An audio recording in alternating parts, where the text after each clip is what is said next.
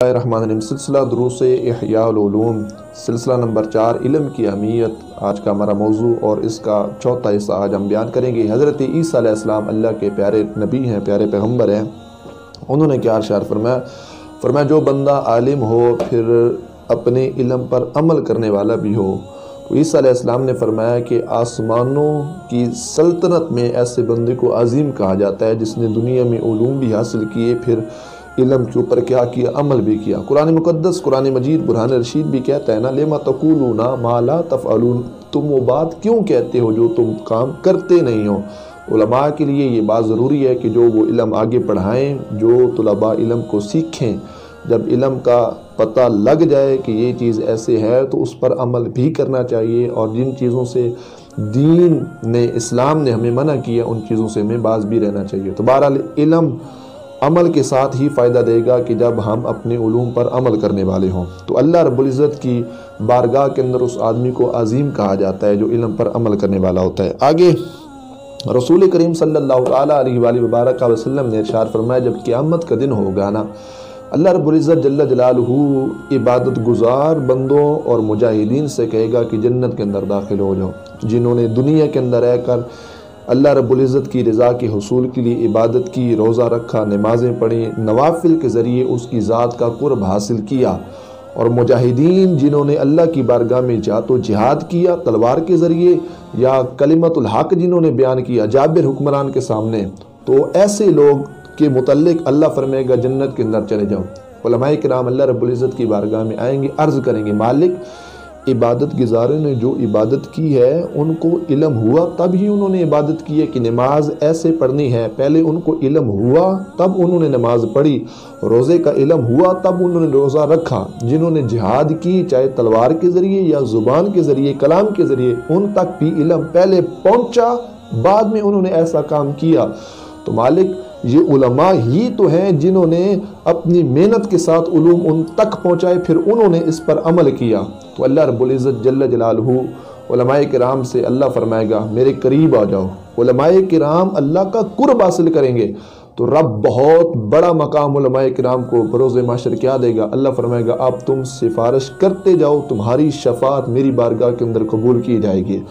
بہت بڑا منصب، بہت بڑا مقام ہے علماء کرام کا کہ اللہ کا قرب ان لوگوں کو نصیب ہوگا۔ پھر قرب میں رہتے ہوئے جن جن افراد کے متعلق اللہ کی بارگاہ کے اندر یہ سفارش کریں گے تو علماء کی شفاعت اس اللہ کی پاک پروردگار، اس پاک بارگاہ کے اندر ان کی جو ہے شفاعت وہ قبول کی جائے گی۔ آگے رسول کریم صلی اللہ تعالیٰ علیہ وآلہ وبارک وسلم نے فرمایا کہ بغیر علم کے مسئلہ نہ بتاؤ، اور حضور علیہ السلام نے واضح ارشاد فرمایا جو بغیر علم کے فتویٰ دیتے ہیں وہ خود بھی گمراہی کے راستے پہ ہوتے ہیں، اور اگلوں کو بھی وہ کیا کرتے ہیں، گمراہی کے راستے پہ ڈال دیتے ہیں۔ علماء کرام ہوں، مفتیان اعظام ہوں، تو اس میں کوئی شرمندگی کی بات نہیں ہے، اس میں شرعی حساب سے کوئی حرج نہیں ہے کہ اگر ان کو علوم کا علم جو ہے نہیں ہے، ان کو مسائل نہیں پتہ، تو وہ مسائل دیکھ کر بتائیں، بغیر سوچے سمجھے اور بغیر علم کے ہوتے ہوئے فقط اپنی شان، عظمت اور عزت کی خاطر لوگوں کو غلط مسائل نہ بتائیں، وگرنہ رسول اللہ صلی اللہ تعالیٰ علیہ وآلہ وبارک وسلم کی اس حدیث پاک کی وجہ سے ایسے علماء جو بغیر سوچے سمجھے، بغیر علم کے مسئلہ بتاتے ہیں، وہ خود گمراہی کے راستے پہ ہوتے ہیں اور اگلوں کو بھی کیا کرتے ہیں، گمراہ کرتے ہیں۔ ایک ہے خود بری راستے پہ جانا، خود گمراہی کے راستے پہ جانا ہے تو یہ برا کام، ہمیں چاہیے کہ ہم اچھی راہ پہ آئیں، ہم بھلائی کے راستے پہ چلیں، لیکن ہماری وجہ سے درجنوں، سینکڑوں، ہزاروں کے حساب سے جو لوگ بغیر علمی کی وجہ سے اگر وہ عمل کریں گے تو سب کا گناہ کس پر ہوگا، جس نے غلط مسئلہ بتایا، تو اگلوں کو بھی گمراہ کرنا یہ بہت بڑا گناہ ہے۔ پھر بعض دفعہ یہ ہوتا ہے کہ جب ہم ایک مسئلہ کسی بندے کو بتاتے ہیں، عموماً طور پہ دیہات میں کچھ لوگ کہتے ہیں کہ یار ہم نے مولوی صاحب سے یہ بات سنی تھی، اب وہ ایک بندہ جو ہمیں یہ بات بتاتا ہے پتہ نہیں کتنے سینکڑوں کو، درجنوں کے حساب سے لوگوں کو اس نے یہ بات بتا دی ہوتی کہ یار مولوی صاحب نے کہا تھا کہ یہ مسئلہ ایسے ہے، لوگ اس کی سنائی پہ پھر عمل کرتے ہیں۔ تو جتنے لوگ غلط بات پر عمل کرتے رہیں گے تمام کا گناہ اس بندے پر آئے گا جس بندے نے غلط مسئلہ بتایا۔ تو رسول کریم صلی اللہ تعالیٰ علیہ وآلہ وبارک وسلم نے اس سے منع فرمایا۔ پھر دوسری بات اس میں یہ آپ خاص خیال رکھا کریں مجھ سمیت کہ کیا ہوتا ہے، عمومی طور پہ یہ ہوتا ہے کہ جب کوئی مسئلہ ہم سے پوچھتا ہے تو ہم اپنی عزت بچانے کے لحاظ سے اس کو ٹال مٹول کر کے اوپر نیچے کر کے غلط مسئلہ بتا دیتے ہیں، حالانکہ ہم نے رب کا قرآن پڑھا، اللہ کا رہتا ہے عزت اللہ دیتا ہے، ذلت بھی اللہ دیتا ہے۔ تو یقین مانیں اللہ کی اس آیت پر ایمان رکھیں، بھروسہ رکھیں، یقین رکھیں، اگر آپ کو مسئلہ نہیں آتا آپ مسئلہ نہ بتائیں پھر بھی اللہ آپ کو عزت عطا فرمائے گا۔ یہ ضروری نہیں کہ آپ غلط مسئلہ بتانے سے آپ کی عزت بلند ہوگی، ایسا ہرگز نہیں ہوتا۔ تو عزت اللہ رب العزت کی بارگاہ کے اندر ہے، وہ عزتیں عطا کرتا ہے۔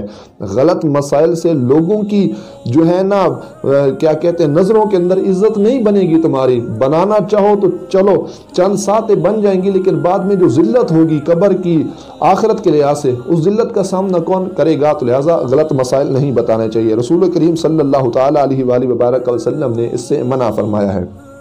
آگے نبی پاک صلی اللہ تعالیٰ علیہ وآلہ وبارک وسلم نے ارشاد فرمایا، سرکار نے فرمایا جو شخص جس نے علم کو حاصل کیا، اور سرکار نے فرمایا جس بندے نے علم کو حاصل کیا پھر اس علم کو اس بندے نے چھپا دیا، لوگوں کے سامنے بیان نہ کیا، نبی پاک علیہ السلام ارشاد فرماتے ہیں قیامت کے دن اس بندے کو آگ کی لگام ڈالی جائے گی کہ بندے کو پتہ ہو کہ یہ مسئلہ ایسے ہے، محراب و منبر کے ورثاء کو پتہ ہو کہ یہ مسئلہ ایسے ہے، لیکن مقتدیوں کے ڈر سے یا عوام کے خوف کی وجہ سے اگر انہوں نے مسائل لوگوں تک نہ پہنچائے تو قیامت کے دن لوہے کی جو آگ کی لگام ہوگی وہ ہمیں ڈالی جائے گی۔ تو یہ بہت بڑا گناہ ہے۔ اگر عالم دین کو کسی مسئلے کا پتہ ہے تو اسے چاہیے اسے لوگوں کے اندر بیان کرے، محراب و منبر میں نہیں کر سکتا کسی دوسرے ذریعے سے بیان کر دے، حکمت کے ذریعے بیان کر دے، ٹیلی فون پہ بتا دے، میسج پہ بتا دے، ایک بندے کو سائیڈ کے کر کے اس کو علیحدہ طور پہ سمجھا دے، اجتماعی طور پہ سمجھا دے، جیسی مناسب ہو، جیسے حکمت عملی ہو، اگلے بندے کی عزت بھی سلامت رہے، اس کو طریقے سے سمجھانا مقصود ہو اور اخلاق کے ذریعے اگلے بندے کو مسئلہ بتا دینا چاہیے، مسئلہ چھپانا نہیں چاہیے۔ نبی پاک صلی اللہ تعالیٰ علیہ وآلہ وبارک وسلم نے کیا ارشاد فرمایا، حضور کہتے ہیں جو بہترین عطیہ ہے نا، بہترین تحفہ، جس طرح لوگ دنیا کے اندر تحفہ دیتے ہیں اور ہم یہ سمجھتے ہیں کہ یہ بڑا اچھا اور بڑا چنگا تحفہ ہے، لیکن آئیے بارگاہ رسالت مآب صلی اللہ تعالیٰ علیہ وآلہ وبارک وسلم میں عرض کرتے ہیں کہ سب سے بہترین تحفہ اور سب سے بہترین عطیہ کیا ہے؟ تو نبی پاک علیہ السلام نے ارشاد فرمایا دانائی کی، بھلائی کی ایک بات سننا، اور سرکار صلی اللہ علیہ وسلم نے ارشاد فرمایا پھر اس دنائی اور بھلائی کی بات کو محفوظ کرنا، اور سرکار صلی اللہ علیہ وسلم نے ارشاد فرمایا پھر اس بھلائی کی بات کو مسلمان تک پہنچانا، مسلمان کو سکھانا۔ حضور نے کہا یہ بہت بڑا عطیہ اور بہت بڑا تحفہ ہے تمہارا مسلمان بھائی کے لیے۔ دنیا کے اندر بڑے بڑے تحائف تو ہیں، لیکن سب سے بڑا اگر کسی کو تحفہ دینا ہے تو وہ یہ تحفہ ہے کہ کوئی مسئلہ دین کا ہو، شریعت کا ہو، فقہ کا ہو، عقائد کا ہو، آپ وہ مسئلہ یاد کریں، سینے کے اندر محفوظ کریں، پھر وہ مسئلہ آپ اپنے دوستوں کو، اپنے احباب کو، مسلمانوں کو وہ بتائیں۔ یہ بہت بڑا تحفہ ہوگا جو آپ مسلمانوں کے حوالے کر رہے ہوں گے۔ اور رسول کریم صلی اللہ علیہ وسلم نے ارشاد فرمایا جب یہ تحفہ تم کسی مسلمان کے حوالے کرو گے تو سرکار فرماتے ہیں اللہ 1 سال کی عبادت کے برابر اس بندے کو ثواب عطا فرمائے گا۔ 1 سال کی عبادت کا ثواب ملے گا اگر ہم نے یہ دین کا تحفہ، دین کا مسئلہ کسی بندے کو سکھایا۔ رسول کریم صلی اللہ تعالیٰ علیہ وآلہ وبارک وسلم نے ارشاد فرمایا اللہ رب العزت جل جلالہ کی تمام مخلوقات آسمان و زمینوں کے اندر رہنے والی، اور سرکار نے فرمایا حتیٰ کہ چیونٹیاں سوراخوں کے اندر، مچھلیاں دریاؤں کے اندر رہنے والی، سرکار کہتے ہیں کہ یہ اللہ رب العزت کی بارگاہ کے اندر رحمت کی دعا کرتی ہیں علماء کرام کے لیے، جنہوں نے دین کی علوم پڑھائے آگے، ان کے لیے یہ بخشش اور رحمت کی دعا اللہ رب العزت جل جلالہ کی بارگاہ کے اندر یہ تمام مخلوقات کرتی ہیں۔ اور آگے رسول کریم صلی اللہ تعالیٰ علیہ وآلہ وبارک وسلم نے ارشاد فرمایا اچھی بات کا سننا اور اچھی بات کو لوگوں تک پہنچانا اور حضور نے فرمایا خود بھی اس بات پر عمل کرنا، فرمایا کہ یہ 1 سال کی عبادت کے برابر ثواب ہے۔ ایک بندہ 1 سال عبادت کرے اور ایک بندہ ایک اچھی بات کو سنے، اسے دوسروں تک پہنچائے، خود بھی اس اچھی بات پر عمل کر لے، تو اس کو 1 سال کی عبادت کے برابر اللہ رب العزت ثواب عطا کرے گا۔ امام غزالی رحمۃ اللہ تعالی علیہ نے نقل کیا کہ نبی پاک صلی اللہ تعالی علیہ وآلہ وبارک وسلم جب اپنے مقدس گھر سے باہر تشریف لے گیا تو سرکار نے 2 مجلسیں دیکھیں۔ ایک کے اندر کیا ہو رہا تھا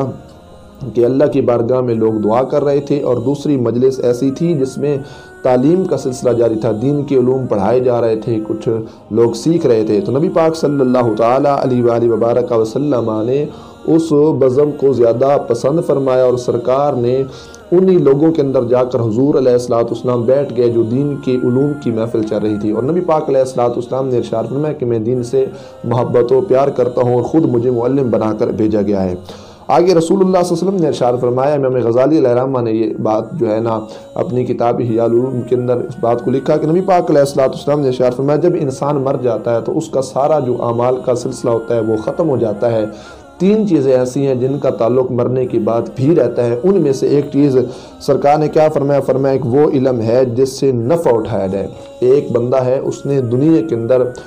دین کی کوئی بات کسی کو سکھائی، کلمہ کسی کو سکھا دیا، بسم اللہ الرحمن الرحیم کسی کو سکھا دی، قرآن کریم سکھا دیا، قرآن کریم میں سے کچھ صورتیں کسی کو سکھا دی، دین کے علوم کسی کو سکھا دیے۔ اب کلمہ کسی کو پڑھایا، دین کے علوم کسی کو پڑھائے، قرآن پڑھایا، صورتیں پڑھائیں، یہ جتنے بھی دین کے کیا کہتے ہیں علوم ہیں، اگر وہ دنیا کے اندر پڑھا کر گیا تو جتنے لوگ اس پر قیامت تک عمل کرتے رہیں گے تمام کا ثواب جو ہوگا وہ اس بندے مومن کی طرف جائے گا جس نے دین کے علوم آگے لوگوں تک پڑھائے۔ تو یہ بہت بڑا صدقہ جاری ہے جو قیامت تک بندے مومن کو قبر کے اندر اس کا ثواب پہنچتا رہے گا۔ اور نبی پاک علیہ السلام نے یہ بھی ارشاد فرمایا کہ نیکی کا راہ دکھانے والا نیکی کرنے والے کی طرح ہے۔ کوئی بندہ ہے وہ نیکی کا راہ بتا دے کہ یہ راستہ نیکی کا ہے، اب اس راستے پہ درجنوں سینکڑوں ہزاروں کے حساب سے جتنے لوگ چلیں گے، عمل کریں گے، اس نیکی کے راستے پہ چلیں گے، ان سب کا جو ثواب ہوگا وہ اس بندے کی طرف آئے گا جس نے اسے نیکی کا راہ دکھایا۔ تو یہ بھی بہت بڑا صدقہ جاریہ ہے۔